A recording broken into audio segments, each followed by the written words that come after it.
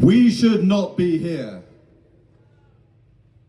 The rest of the country is enjoying their Sunday afternoons with their families. We should not be here begging for the safety of our children.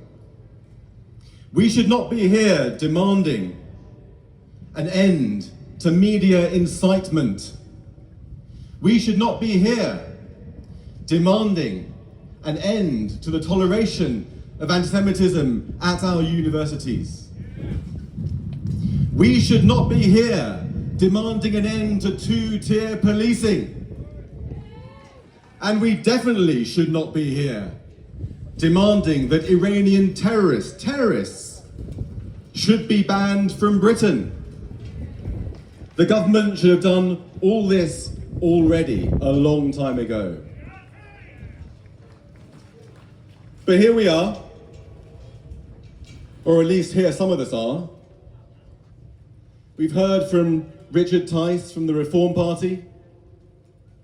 We've heard from Chris Philp from the Conservatives. But this raises a certain question. Where's Keir Starmer?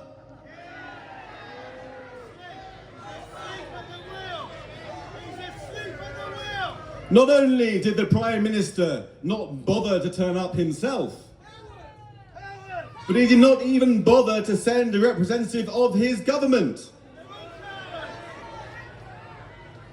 This is nothing but a gesture of contempt. Shame on him. Where is the church? You know, I was speaking to Barry Wallis this week. She is one of the first guests on a new podcast that I'm presenting with Andrew Fox, the former parachute regiment officer, called The Brink, in which we discuss how to bring the West back from the brink. And she said to me something which is ringing in my ears today. She said that we are not facing a crisis of trust in politics. We're facing a crisis of trustworthiness in politics. Because how can you trust people who have shown themselves not to be worthy of our trust? I haven't forgotten, I'm sure you haven't either, how in 2015, when Jeremy Corbyn became Labour leader, and many senior Labour figures, some of whom are here today, resigned as a matter of principle, Keir Starmer took a position in Corbyn's shadow cabinet. And when it came to the general election of 2019, Keir Starmer campaigned to put Jeremy Corbyn in number 10. Then when he became Labour leader himself, he vowed, if you can remember this, to rip anti-Semitism out at the root. Well, how's that one going? With anti-Semitism running rife throughout this country, Keir Starmer doesn't bother to show up here. He doesn't send a representative of his government to speak to you here today. Shame on him.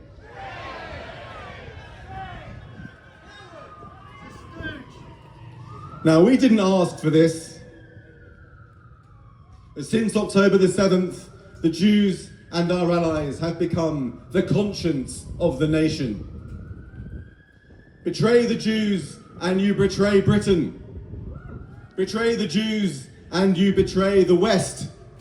Betray the Jews and you betray yourself. But you know, it's not the future of the Jews that's hanging in the balance. As the late Chief Rabbi Lord Sachs famously argued, the Jews have been fighting a losing battle for millennia, and we've survived for thousands of years. As Zev Jabotinsky said, we came before them and we will leave after them. But with extremism raising its ugly head throughout our societies, it's the future of the West that truly hangs in the balance. And so I say to our absent Prime Minister from his absent party today, and I say to the media, and I say to our universities, and I say to the country, stand up before it's too late. Stand up for the Jews. Stand up for the country. Stand up for the West. And for the love of God, stand up for yourself.